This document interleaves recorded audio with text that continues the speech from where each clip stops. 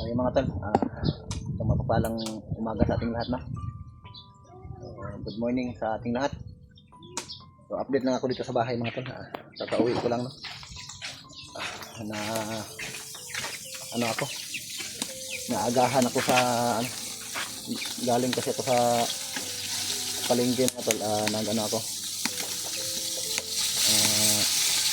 Nagdiskarga ng mga bigas ba sa sasakyan. So dalawang pinwheeler yung diniskarga namin bigas. So medyo na tagalan ako sa pag-uwi.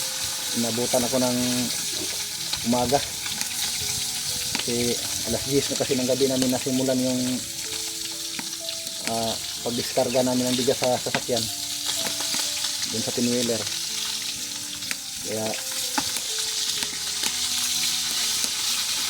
naumagahan ako. So, nagluto ako ngayon ng isda mga tol.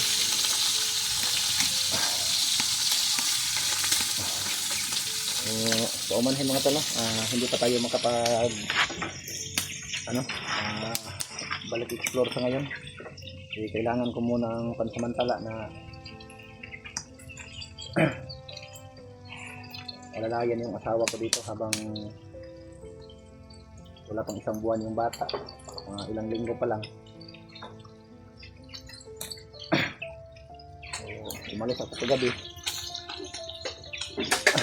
Nag-ano ako doon. Nagdiskarga kami ng bigas. Nag-labor ako. So, nagluto ako ng isda ngayon mga tala. Piniprito ko muna para may matagal hindi mapanis kaagad. Panglagay natin sa gulay, pang subak. Ayun mga tala. So gumawa ako ng panglutuan. May pwede ka rin dito, magsugba. Yung mga apoy, pwede mo lang itulak para banda dito para magsugba kung may isusugba.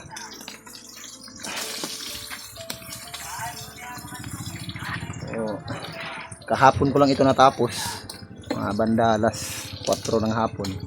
So, insakto din naman na pinuntahan ako ng kasama ko dito para magdiskarga ng bigas. So sinadya ko talaga na gawin ito mga tol. So sa wakas na nakapag-extension na rin ako dito ng konti no. Dito na sa gumawa ng lutuan. So, ito na lang yung kulang dito. Wala pang bubong. Inuna ko dito banda kasi nandito yung ang CR ko na hindi pa natapos lang. Para hindi na mabasa yung asawa ko ba. Dito siya dadaan. Paglabas niya dito na. So nung nakaraang araw kasi mga dal, yung hindi ko pa nalagyan ng bubong dito. Kasi open kasi dito mga tol, katulad ng dyan. Yan ang isasunod ko pag may pera ako, isasunod ko yan. So, maliit na halaga yan. Kaya ito yung mga nagastos ko dito sa kahoy. Pati sa yero ay nasa mga 3K. Pag may dugtungan ko na lang dyan para hindi na mabasa yung asawa ko kapag lumabas. So, yung mga time kasi na hindi ko pa nalagyan dito, nag-CR yung asawa ko, inabutan ng malakas na ulan pagkagabi, nilalagnat. So, hindi nakadidik yung bata kasi nilagnat yung asawa ko. Buti na lang pagka mga ilang araw lang ay nakarecover kaagad yung asawa ko, pinapainom ko ng gamot. Pero hindi nga nakadidik ng 2 araw yung bata, pinapainom muna namin ng gata. Kaya buti na lang may natira pa ako ng konti kaya binili ko dito, nilagyan ko ng para paglabas na dito sa may pintuan, dito sa bandang giliran ng bahay ko, hindi na siya mabasa kung mag-CR siya.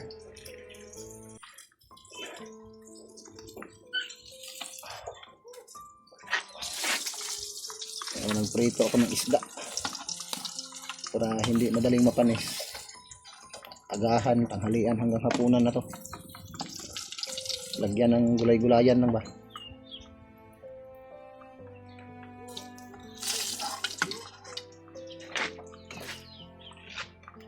So, buti na lang at natapos ko ito kahapon.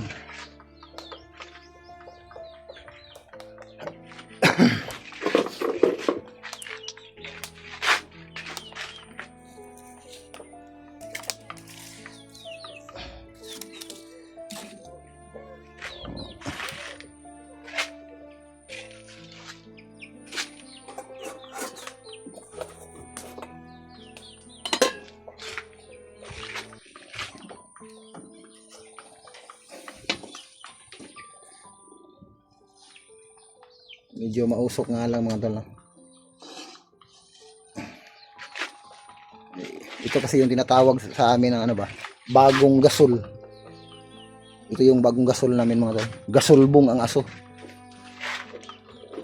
Abot na lang yung direksyon ng hangin papunta doon. Yung usok, hindi ka maano sa usok. May tatapusin pa ako dito. Lagyan ko ito ng ano, simento. Lagyan na ng mga ano ba, kaldero.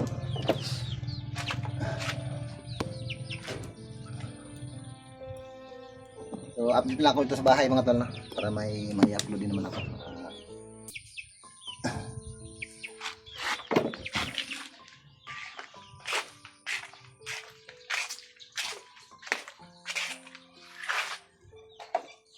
Medyo malaki-laki na yung ano mga tol, chicken. Yan. Panghanda yan para bukas sa kaarawan ng anak ko na si Raiden. Hindi na masyadong mainit. Nalagyan ko na rin ng bubong sa wakas, no. Ito na lang yung kulang ko dito. Ilagyan ko na lang ng trapal para magpunta at manghugas yung asawa ko dito ay hindi siya mabasa. Delikado kasi kapag ano, maambon, medyo may hindi magandang panahon, mabasa yung asawa ko, nakakasama sa bata, delikado. Ayan ang baby ni Papang, ang kambal. Mama, nas mama dia.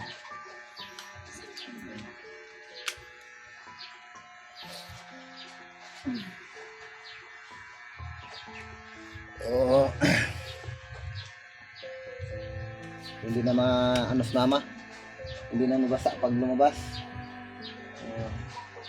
Kabili ako ng ano, gatas pang ano,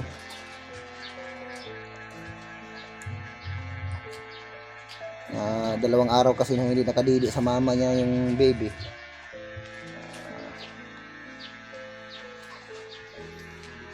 Ito yung konsumo niya. Bunakid, batang taga-bukid. Tulog ang isa mata pa.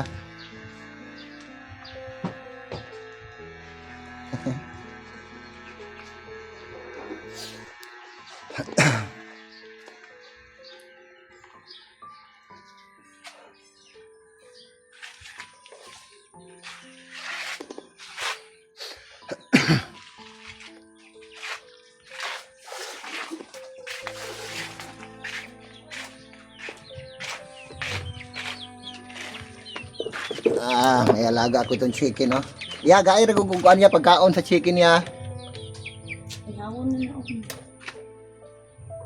Pusag kamunggay. Kamunggay yan. Gagmay pa man. Maura po ni tulo ka buok. Alanganin manihawon.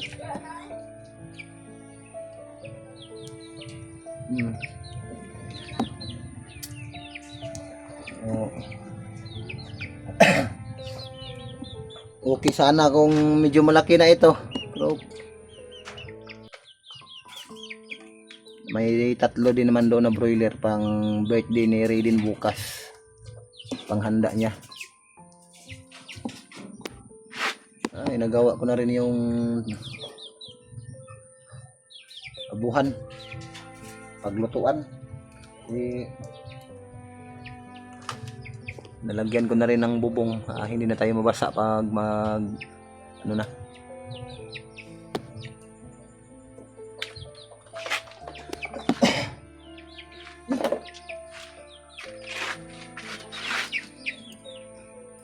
Grabe ang lakas ng apoy.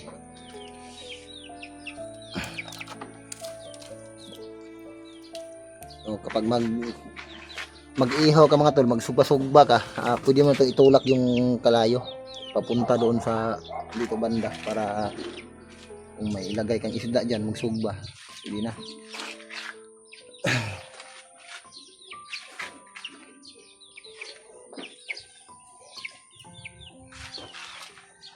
Sige.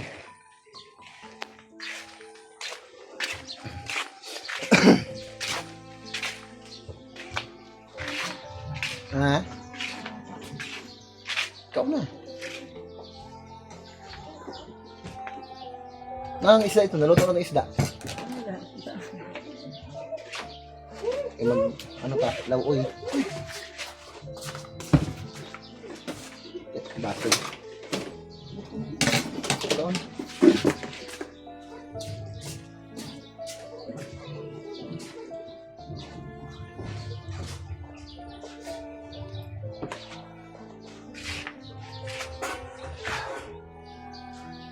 Dobs.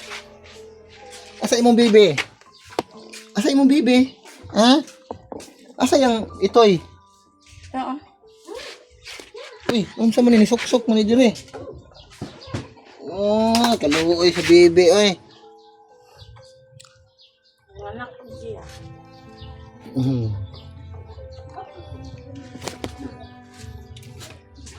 Kaon na ka? Ha? Ligo ta? Dob, ligo ta dob. Na imong baby oh, mo didi imong baby. No.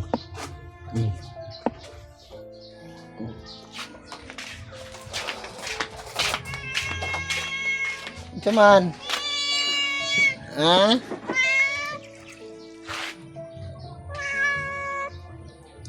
O man magkakaon.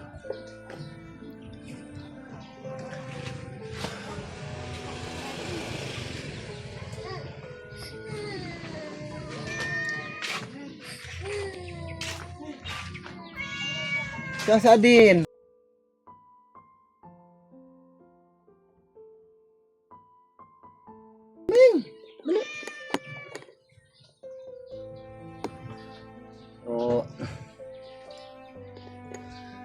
Yan mga tol, ulitin ko no. Daily update lang muna tayo ngayon. Para ilang araw na rin kasi na hindi ako nakapag mga tol. Hindi nakapag-upload.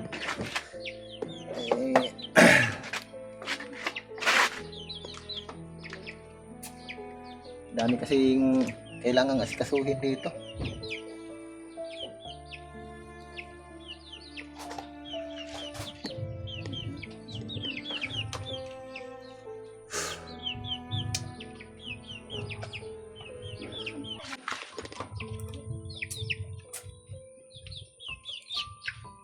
So yung mga ibang kasama ko mga tol, minessage ko noon sila pero sinusubukan kong kontakin, hindi ko makontak yung iba, pero nakapagpalipad na rin ako ng sa kanila, mensahe na hindi pa muna ako makaakyat sa ngayon.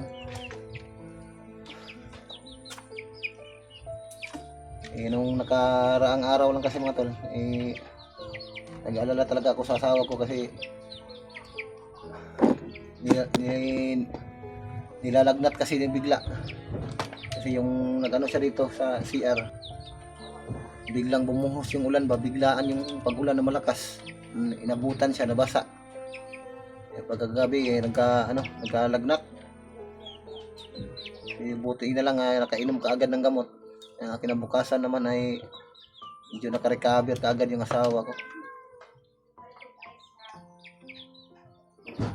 Kaya yun, ay natira pa naman akong kunting pera na iniipon ko,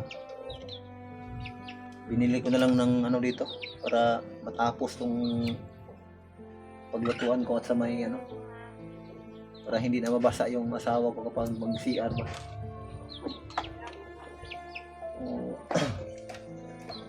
Diyan na lang banda yung ano ko, kulang. Pag-ipunan ko muna. So, salamat mga tol sa patuloy niyo pong walang sawang pagsuporta, no? So, pasensya muna kayo, hindi muna ako makaakyat sa ngayon. Okay lang kung mag-iisang buwan na yung bata. Kami lang kasi dito walang makaalalay sa asawa ko. Kung iiwan ko dito ay kawawa yung asawa ko kung iiwan ko.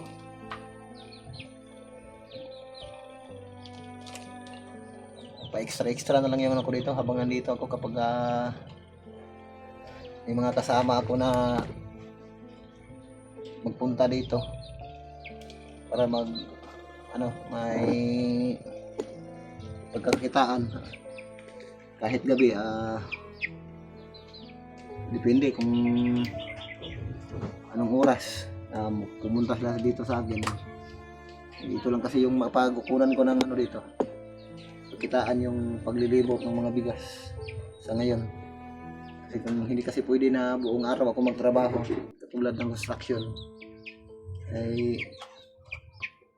walang makaalalay sa asawa ko dito sa paglalaba, pagluluto. So, marami na bang ano dito, mang hornal para lang makapag-survive. So, mga tol, salamat sa walang sawa niyong pagsuporta at God bless po sa ating lahat na. So, ingat po kayo mga tol.